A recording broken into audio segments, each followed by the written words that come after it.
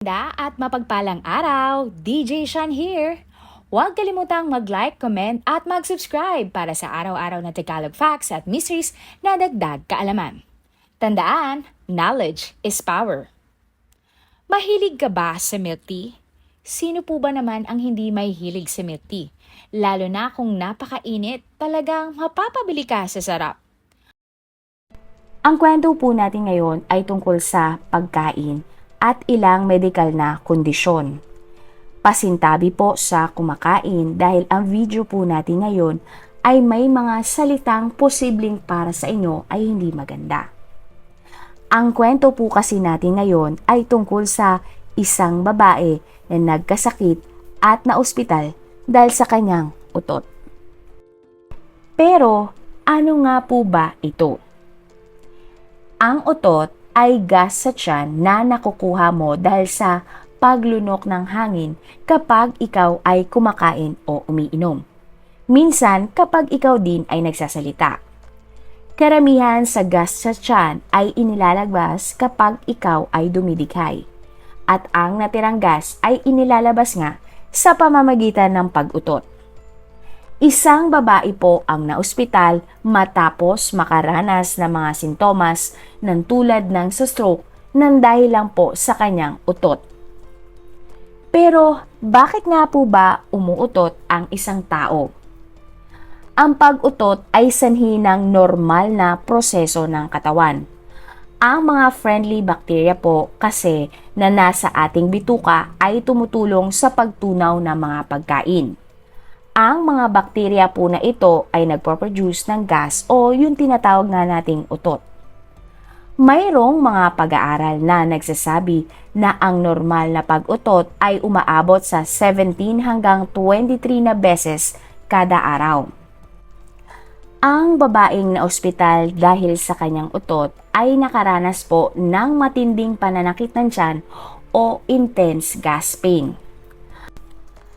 Ang intense gas pain ay maaaring mangyari kung ang gas na dapat maging utot ay nakulong o hindi po gumalaw ng maayos sa iyong digestive system, kaya umakyat ito sa taas ng bahagi ng katawan.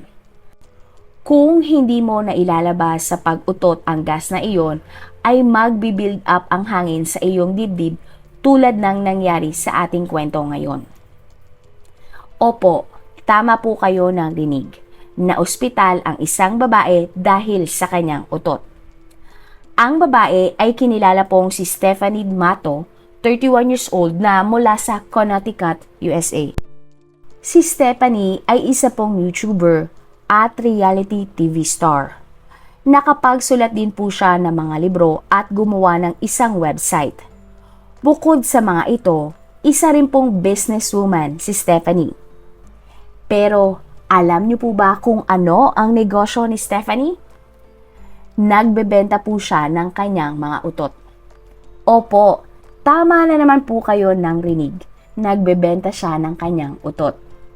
Nang una po, hindi ako makapaniwala sa kwentong ito. Kaya nga po ni-research ko at ito ngayon, kinukwento ko sa inyo. Dahil sino nga ba naman po ang makapag-iisip na ang simpleng utot ay pwede kang maospital? Pero kakaiba nga po ang kwentong ito.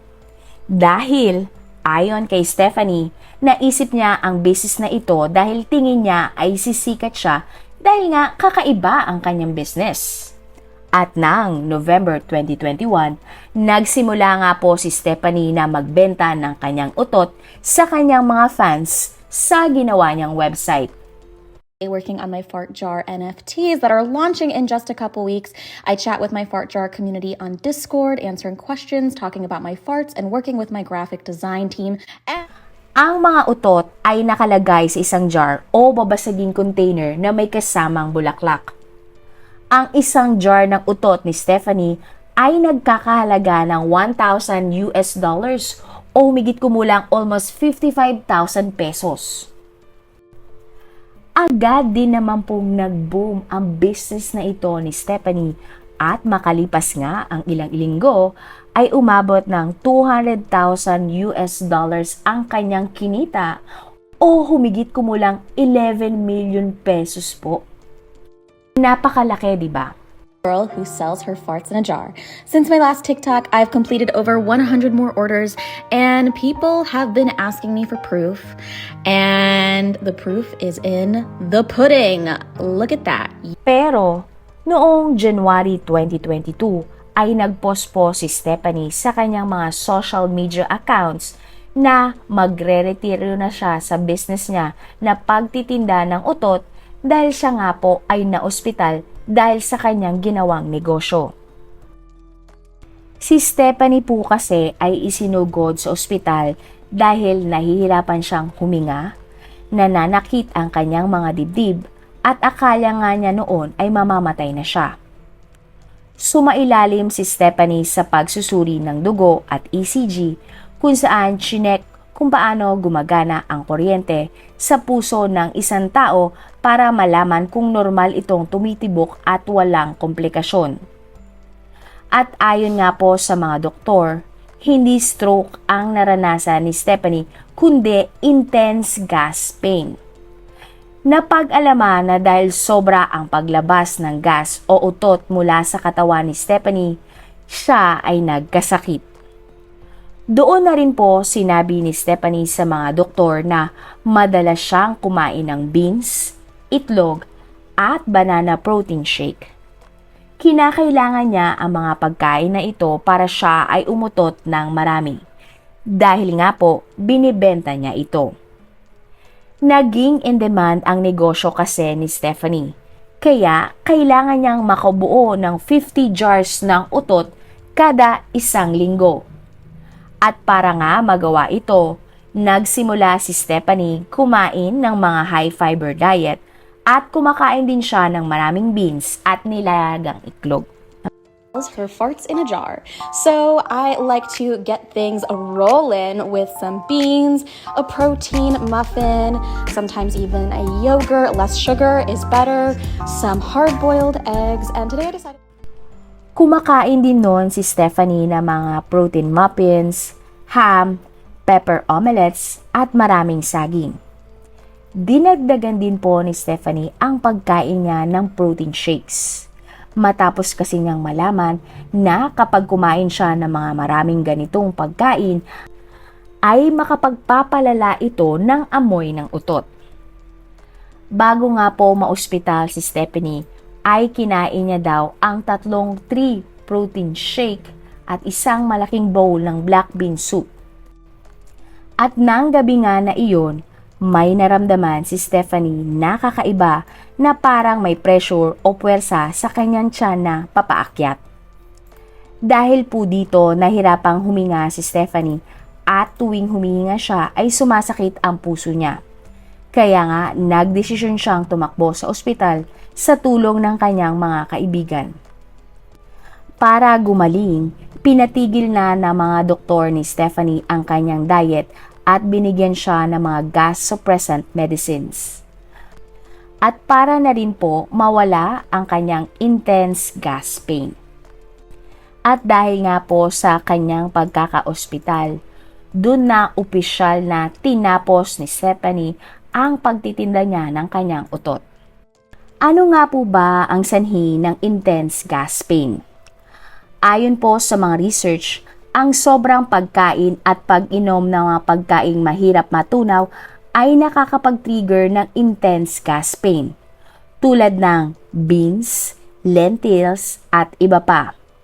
Gulay din katulad ng broccoli, repolyo, sibuyas, asparagus, at cauliflower. Dairy products tulad ng ice cream, cheese, at yogurt. Pagkaing naglalaman ng mga artificial na sweetener, carbonated beverage tulad ng soft drinks at beer. Pagkain din ng mataas na fiber tulad ng avocado, oats, apple, patatas, saging, at iba pa. Ang ilan po sa mga sintomas ng intense gas pain ay ang mga sumusunod. Feeling ng pressure o pagsisikip ng dibdib. Labis po na pagdighay. Hindi matunaw na pagkain o digestion. Nawawalan ng gana kumain. At minsan po, feeling bloated. At yun nga po, madalas na pag-utot. Sa kaso po ni Stephanie, talagang sinobrahan niya ang pagkain ng mga hindi madaling matunaw para mapadami niya ang kanyang utot dahil kailangan niya nga ito sa kanyang business. Paano ma-diagnose ang intense gasping? Para malaman po kung ikaw ay may intense gas pain, sumailalim ka sa mga sumusunod. Magpa-blood test. Breath test para malaman kung ikaw ay lactose intolerance o may abnormal bacterial growth sa iyong bituka. Colon screening para makita ang colon o rectum o lower intestine. ECG katulad ng ginawa kay Stephanie para malaman kung ang iyong nararanasan ay hindi heart attack. Paano naman maaalis ang gas na nakukulong sa dibdib na nagiging sanhi ng chest pain? Ang pinakamabisang paraan nga po para mawala ang chest pain dahil sa gas ay ilabas ito. Ito nga po ay sa pamamagitan ng pagdighay o pag-utot. Pwede mo ding subukan ang mga sumusunod. Maglakad-lakad para makapagpahinga ang iyong bituka at makatulong na ilipat ang gas sa pamamagitan ng iyong digestive system. Pagdumi, pag-inom ng ginger tea, maglagay ng heating pad o mainit na bote ng tubig sa tiyan upang mailabas ang nakulong na gas. Paano naman mababawasan ang labis na pag-utot? Iwasan po natin ang kumain ng mga pagkain mahirap tunawin. Nguyain ang pagkain ng dahan-dahan habang nakasara ang iyong bibig. Kumain ng mas konting pagkain o mas maliit na pinggan. Iwasan din po ang paggamit ng straw. Uminom ng tubig ng mabagal. Iwasan ang pagguya ng bubble gum. Regular na mag-exercise upang mapabuti ang panunaw. Kumain ng mga pagkaing madaling matulaw tulad ng kanin at citrus fruits. Hindi naman po ganun kritikal at seryoso ang sakit na intense gas pain. Siguraduhin lang po na wag lang tayong kumain ng kahit anong pagkain na sobrang dami. Dahil kahit anong sobra ay nakakasama po talaga. At ng June 2022, lumabas naman po ang mga balitang si Stephanie ay nagbebenta naman ngayon ng kanyang pawis mula sa kanyang dibdib. Marami pong salamat sa inyong panonood. Hanggang sa susunod na episode at kaalaman. Huwag kalimutang mag-comment ng inyong mga suggestion, mag-like at mag-subscribe para sa Tagalog Facts at Mysteries by DJ Sean. God bless everyone!